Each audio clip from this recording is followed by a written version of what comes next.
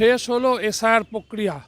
মুর্শিদাবাদ জেলায় অনুপ্রবেশকারী বলে বারবার চিৎকার করছিল বিরোধীরা, কিন্তু দেখা যাচ্ছে মুর্শিদাবাদ জেলায় প্রায় 58 লক্ষ ভোটারের মধ্যে মাত্র 2,78,000 ভোটারের নাম বাদ গেছে। আর এই নিয়ে রাজনৈতিক দলের তরজা শুরু হয়েছে, যদিও বিভিন্ন রাজনৈতিক দলের প্রতিনিধিরা জানাচ্ছেন যে আজকে জেলা প্রশাসনের সঙ্গে সর্বদলীয় বৈঠকের পর তারা তালিকা পাননি ঠিকই, কিন্তু যে বলা হচ্ছিল যে প্রচুর ভোটার বাদ যাবে সেটা কিন্তু আদতে নয়।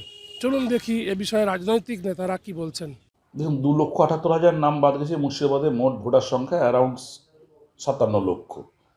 এখন আমাদের বিএলএরা সারাদিন লেগেছিল।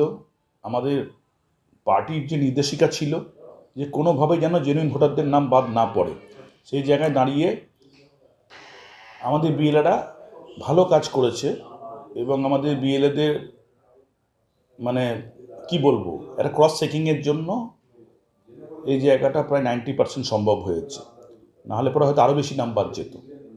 আর তার পাশাপাশি আমাদের যেহেতু সংখ্যালঘু জেলা, এখানে একটা ভয় দেখানো হয়েছিল যে এখানে সংখ্যালঘু মানুষদের মানে মুসলিম মানুষদের নাম বেশি বাদ যাবে, কিন্তু এখানে অনুপ্রবেশকারী যে তাকমা বিজেপি দিত, যে ট্রেসপাসার বা ইনফিল্ট্রেটর বর্ডার এরিয়া বলে যারা দিত, তাহলে সেইটাও কিন্তু খুব একটা ধোপে টিকলো না।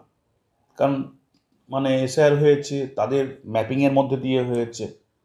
তো সার্বিকভাবে মুর্শিদাবাদ জেলায় এই যে এসআইআর যে প্রক্রিয়া যেটা সম্পন্ন হলো, যাচ্ছে ড্রাফট পাবলিকেশন হয়েছে, তাতে মৃত ভোটার সেগুলো নিয়ে আমাদের কোনো বক্তব্য নেই।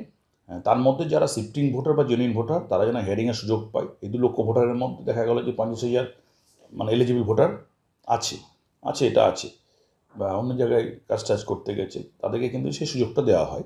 নাম ছিল মানে যখন 27 অক্টোবর যখন আমাদের নোটিফিকেশন হয় এসআইআর এর, মানে বিশেষ নিবিড় সংশোধনের যে নোটিফিকেশন হয়, তখন আমাদের জেলার সার্বিকভাবে ইলেক্টরের সংখ্যা ছিল 57,64,085 জন।